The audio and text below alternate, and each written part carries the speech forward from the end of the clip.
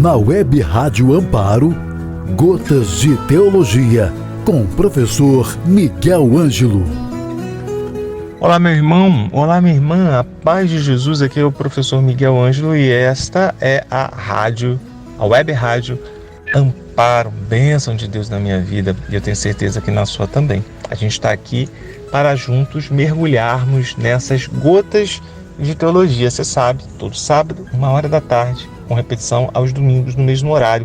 A gente tem aqui o nosso encontro com um aprofundamento da fé. E nesses programas iniciais, a gente está pouco a pouco mergulhando no Evangelho de Marcos, que é o Evangelho que a igreja apresenta para a gente nesse ano litúrgico B. E aí a gente vai hoje aprender um pouquinho juntos a olhar o Evangelho de Marcos. A gente já olhou na aula anterior o Evangelho de Marcos a partir de uma perspectiva do tempo e do espaço. E aí a gente trouxe algumas gotinhas sobre isso, tem muito mais. Mas a gente não pode se esquecer que aqui a ideia é gota a gota a gente mergulhar nesse oceano da riqueza de Deus. E hoje, mais algumas gotinhas para alimentar a sede do nosso coração, da riqueza que a igreja tem para cada um de nós. E hoje a gente vai olhar o Evangelho de Marcos a partir da estrutura oferecida através da presença dos discípulos. Eu já disse para você que a obra de Marcos ela tem um objetivo, é catequizar discípulos, formar pedagogicamente os seguidores de Jesus. E Jesus ele usa todos os recursos possíveis para que os discípulos reconheçam nele o Messias. Jesus ele tem essa intencionalidade para Marcos.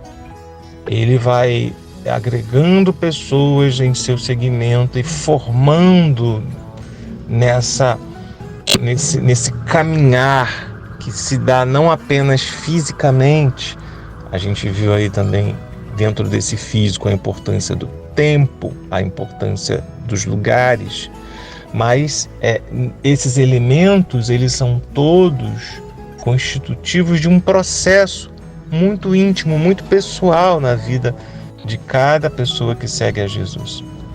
Entender esses tempos, esses momentos no processo de estar-se conectado com esse Jesus que está se movimentando em vistas do cumprimento de um desígnio que o Pai tem para ele e para todos nós, por conseguinte, para todo mundo, para toda a criação, de todos os tempos, todos os lugares, de todos os momentos. Mas naquele contexto, naquele momento,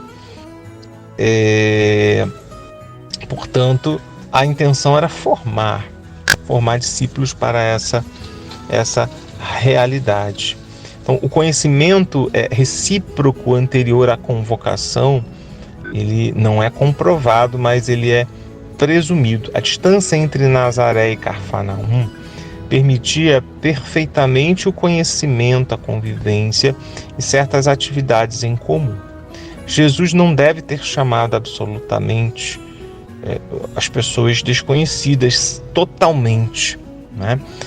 Então, as pessoas, esses discípulos, olhando o Evangelho de Marcos a partir da presença dos discípulos, uma primeira coisa que a gente pode pensar é que esses discípulos, eles não eram totalmente desconhecidos de Jesus e nem Jesus era totalmente desconhecido dos discípulos. Existia ali algum tipo de conhecimento entre eles, mesmo que inicial, não é? Era possível é possível se presumir isso, dada a distância entre Nazaré e Cafarnaum, por exemplo, né? Possivelmente Jesus e aqueles que viriam a ser seus discípulos participaram de algumas atividades em comum, de alguns momentos onde eles dividiam o mesmo espaço, o mesmo tempo. Eles não eram absolutamente desconhecidos, portanto, entre si. Mas Jesus chama-os para uma finalidade especial. Então, há aqui um convite específico de Jesus, em um momento marcante da vida desses discípulos, para que esse conhecimento que era introdutório avance para um novo nível, um nível de seguimento, de estar efetivamente com Ele, com o Mestre, estar com Ele, estar ali no seguimento de Jesus. E a gente vai ver isso, por exemplo, em Marcos 3,14. Eles precisavam estar com Jesus para poder aprender dele. E aí, depois desse processo, eles serem enviados. É essa a dinâmica. E aí, a gente consegue, a partir disso, compreender uma outra perspectiva que surge, uma outra forma de ver a obra de Marcos. Vamos pegar aqui, por exemplo, uma passagem que vai trazer para a gente um endemoniado que reconhece logo no início quem era Jesus. E aí você tem uma outra passagem, por exemplo, o soldado romano, que no final vai confirmar ali quem era o mestre. E aí, tanto o endemoniado quanto o soldado romano, há ali um testemunho pagão daqueles que estão fora, portanto, teoricamente fora do segmento de Jesus, mas é da boca do endemoniado e é da boca do soldado romano que sai um testemunho sobre Jesus, por exemplo, que tem uma força talvez daquele testemunho que Pedro, naquele contexto do capítulo 8, versículo 27 a 30, apresenta. O endemoniado curado, por exemplo, ele dá testemunho da messianidade de Jesus. Essa afirmação é de importância relativa para a multidão. A multidão não vai captar no primeiro momento o que significa isso. E para Jesus também, talvez, naquele contexto ali, esse testemunho do endemoniado não apresente dentro do todo da missão e do todo do evangelho, talvez essa importância na narrativa, mas é algo importante de ser trazido. Por que esse testemunho é trazido no Evangelho de Marcos? Porque ele é importante para a formação pedagógica que Jesus quer imprimir nos seus discípulos. É por isso que essa narrativa está ali dentro. Não é à toa que essa narrativa foi pensada dentro do contexto da revelação, dentro do contexto da mensagem que esse texto quer trazer para os que creem em Jesus. Esse trecho, ele tem essa significância, portanto. Eles precisam saber e reconhecer desde logo quem é aquele a quem estão seguindo. Ao longo da missão, os aplausos populares eram uma outra forma de identificar o Messias, mas não tinha, assim, talvez um significado tão grande. E aí, do outro lado, a gente tem, além dos aplausos, você tem ali as murmurações das autoridades, a oposição dos sumos sacerdotes. Então, você tem ali uma contradição que é mostrada desde o início.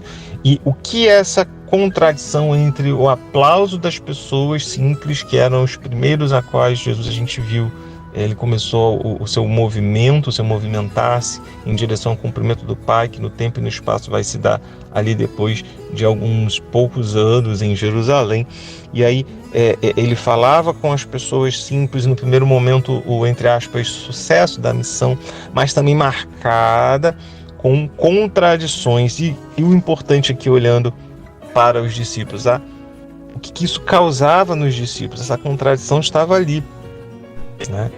Causava dificuldades para os discípulos, tanto que no final muitos fugiram, não é? Eles acreditavam mais na força e na palavra das autoridades. Quando a gente vai ver que Jesus foi preso, muitos fugiram. Então, esse testemunho, por exemplo, que a gente trouxe do endemoniado, vai ser complementado com o testemunho do soldado romano, que vai fechar um círculo pedagógico na formação da comunidade em Marcos. A forma como Jesus havia sido preso, julgado, torturado e apresentado à multidão pelas autoridades religiosas e civis dos judeus, tudo isso vai causando quase uma impossibilidade de acreditar que tudo que Jesus havia feito, tudo aquilo que Jesus havia dito, não fosse algo que de fato haveria a se apresentar após a sua ressurreição. O sentido disso tudo. Muitos que estavam com Jesus, inclusive do povo, esperavam dele a salvação. Muitos gritavam: crucifica-o. E aí a gente vê todo um cenário em que tudo parecia dizer ao coração daqueles que eram crentes em Jesus: fomos otários, fomos bobos, nós acreditamos num charlatão, num mentiroso, num falsificador. Esse era o contexto que permeava ali.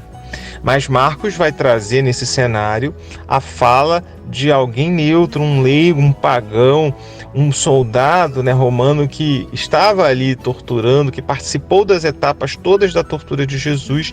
E justamente esse soldado, diferentemente de todos os outros religiosos, entre aspas, aqueles que conheciam a lei, aqueles que conheciam as tradições, e mesmo aqueles que se diziam seguir Jesus, ele acaba reconhecendo e da boca dele vai dizer quem de fato Jesus era.